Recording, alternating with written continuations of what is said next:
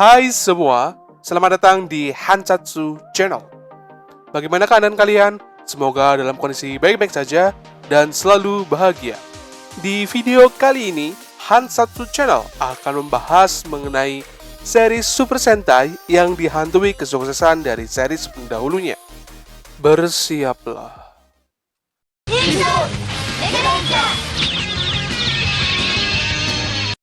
Dalam keluarga, terkhusus hubungan antara adik dan kakak, pastinya kalian pernah dong merasa dibanding-bandingkan dengan kesuksesan antara satu sama lain.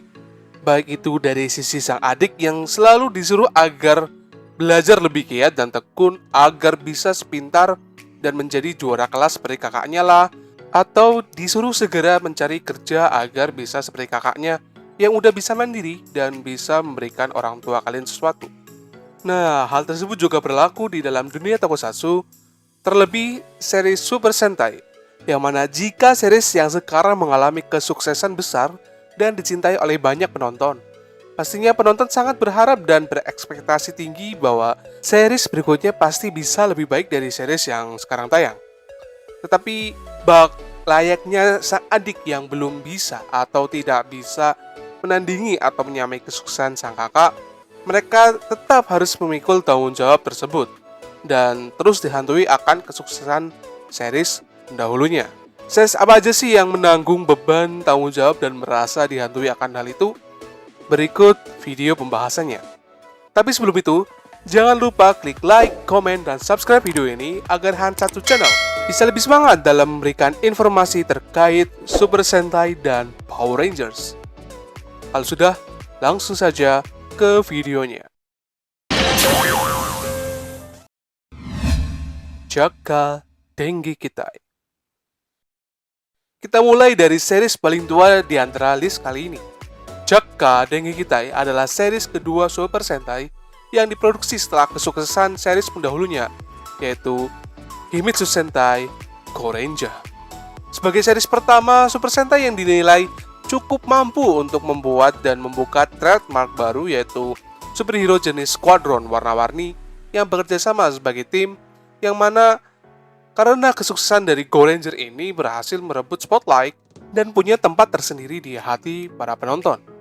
Namun setelah produksi series pertama ini selesai dan pihak produksi memutuskan untuk membuat sebuah serial Super Sentai lagi sebagai penerus series Go Ranger, para penonton tentunya mempunyai ekspektasi dan harapan yang tinggi akan series ini. Akan tetapi, ekspektasi mereka dipatahkan dan dipaksa pupus dikarenakan series penerusnya, yaitu Jaka Dengi Kitai, dianggap series monoton dan dianggap biasa saja oleh para penonton pada saat itu. Yang mana Jaka Dengi Kitai sendiri sebenarnya ingin mencoba formula baru yang belum ada di masa itu. Dan mungkin para penonton pada masa itu belum siap dengan ide baru karena masih terbayang-bayang kesuksesan dari Go Ranger. Yang sebenarnya ide tersebut itu tidak jelek-jelek amat, dan jika diadaptasikan pada era sekarang tentunya masih bisalah diterima oleh para penonton. Series Jaka Dengi Kitai pada masa penayangannya pada saat itu mendapat kritikan dan kecaman keras oleh para penonton di Jepang pada saat itu. Hal tersebut pastinya berimbas pada keberlangsungan series ini, yang harus dipaksa berhenti pada episode 35 dan menjadi satu-satunya series Super Sentai yang memiliki episode terpendek dalam sejarah Super Sentai. Kyoryu Sentai Zyurenja. Ya, series Super Sentai pertama yang bertema dinosaurs dan series pertama juga yang dibeli lisensinya untuk diadaptasikan menjadi Power Rangers yang sangat sukses dan mendunia. Apalagi kalau bukan Kyoryu Sentai Zyurenja.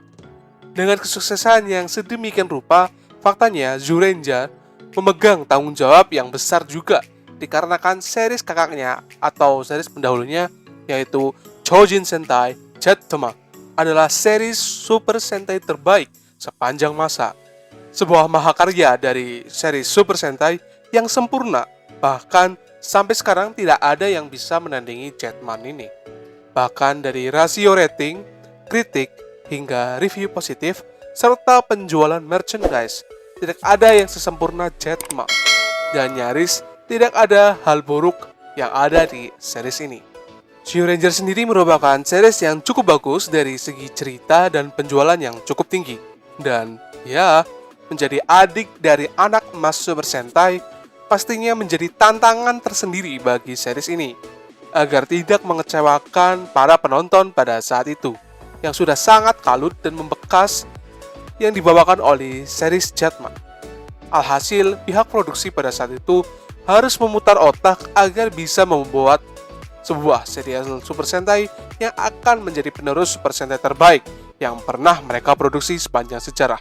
Dan lahirlah Super Sentai dengan tema dinosaurus dan menjadi seri Super Sentai pertama yang diadaptasikan menjadi Power Rangers, serta menjadi series yang penjualannya tertinggi sampai saat ini. Inilah kisah dari Gyoru Sentai Zyuranger, sang adik yang mampu berdiri mempertahankan kesuksesan dari kakaknya, sang anak emas Super Sentai yaitu Chojin Sentai Jetman. Walaupun dihantui bayang-bayang yang terbaik, tidak selalu berdampak negatif. Justru karena dihantui bayang-bayang kakaknya lah, Zyuranger bisa berdiri dengan bangga sebagai series paling laris sepanjang sejarah.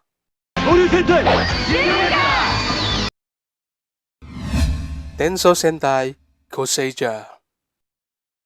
Siapa sih yang nggak tahu series Samurai Sentai Shinkenja? Sebuah series Super Sentai yang kualitasnya hampir menyamai anak emas Toei, yaitu Chojin Sentai Jetman, dan series pertama yang popularitasnya mengalahkan series adaptasi Power Rangers-nya, yang mana selama belasan tahun adaptasi Super Sentai tersebut jauh lebih dikenal oleh masyarakat dunia, melebihi series aslinya. Namun, hal tersebut berhasil dipatahkan oleh Samurai Sentai Shinkenja yang meraih kesuksesan yang sangat besar dan bisa mendongkrak kepopuleran Super Sentai dan bisa dikenal oleh seluruh masyarakat dunia. Akan tetapi, setelah berakhirnya Samurai Sentai Shinkenja, pihak produksi dari series penerusnya lah yang memiliki tanggung jawab besar supaya bisa menjaga kualitasnya agar sang adik ini mampu mendulang kesuksesan dari Shinkenja. Alhasil dari pihak produksi harus memutar otak semaksimal mungkin menciptakan ide yang out of the box, dan lahirlah sebuah series Super Sentai dengan tema yang cukup unik dan belum pernah terpikirkan sebelumnya. Series tersebut ialah Tensou Sentai Goseija. Goseija sendiri mengangkat tema malaikat magang dengan konsep angelic yang unik pada kostum maupun skill yang dimiliki tiap anggota Sentai-nya.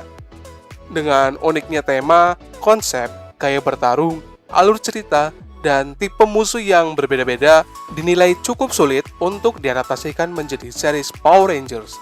Dan seperti yang kita ketahui bersama bahwa adaptasi Goseija ini yaitu Power Rangers Mega Force bisa dibilang gagal total dan membuat series Power Rangers kehilangan rating, ciri khas, bahkan penontonnya. Dan Hansetsu Channel pernah membahas hal ini di video lain. Silakan klik link di pojok kanan atas video ini. Ya, itulah kisah Goseija, series Super Sentai ke-34 yang berhasil sukses serta dipaksa menjadi unik karena dihantui kesuksesan pendahulunya.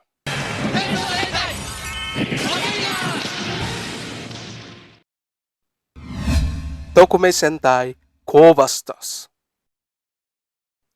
Series Go Buster ialah series ke-36 dari jajaran Super Sentai series yang memiliki budget produksi yang sangat minim di era Heisei. Pasca berakhirnya series kakaknya yaitu Keizoku Sentai Gokaija, yang mana ia harus menanggung beban yang sangat berat yang diwariskan oleh kakaknya itu. Kita semua pasti tahulah bagaimana sukses dan hype-nya season Gokaija ini, yang mana sukses dan berhasil tak hanya di Jepang saja, melainkan di seluruh dunia. Sebuah series Super Sentai yang mengangkat semua unsur dari ke-34 Super Sentai pendahulunya yang dihadirkan dalam satu series.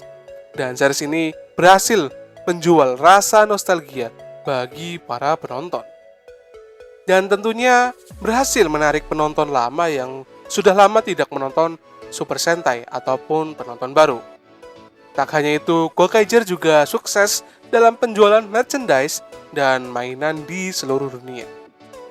Ya, seperti penjelasan pada awal tadi, Go Buster diibaratkan sang adik yang memiliki kakak yang berhasil dan sukses di segala bidang. Dengan keberhasilan sang kakak, otomatis semua orang juga berharap bahwa sang adik bisa mengikuti jejak sang kakak dong. Tak seperti series Jaka di atas yang gagal melampaui atau bisa setara dengan kakaknya. Go Buster justru cukup sukses untuk tetap mempertahankan ritme kesuksesan yang dibangun Gokaiger, mulai dari ratingnya yang cukup baik hingga mendapatkan review yang positif. Bahkan Hansatsu Channel sudah menamatkan dalam menonton series ini. Hansatsu Channel sangat suka akan penokohan, mecha battle, alur cerita, dan kostum yang disajikan oleh series ini. Ya, walaupun dengan budget pembuatan yang minim, pihak produksi bisa dengan bagus mengeksekusi series ini menjadi series yang bagus untuk dijadikan penerus dari Gokaiger.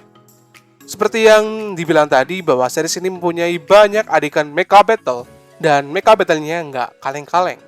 Hansatsu Channel berani bilang bahwa adegan mecha battle di series ini adalah mecha battle paling baik di antara series Super Sentai yang lainnya. Dan Hansatsu Channel sangat merekomendasikan menonton adegan mecha battle yang epic. Tentunya kalian harus menonton series Go Buster ini. Dan ya, series Go Buster tentunya berhasil memuaskan ekspektasi para penonton pada waktu itu.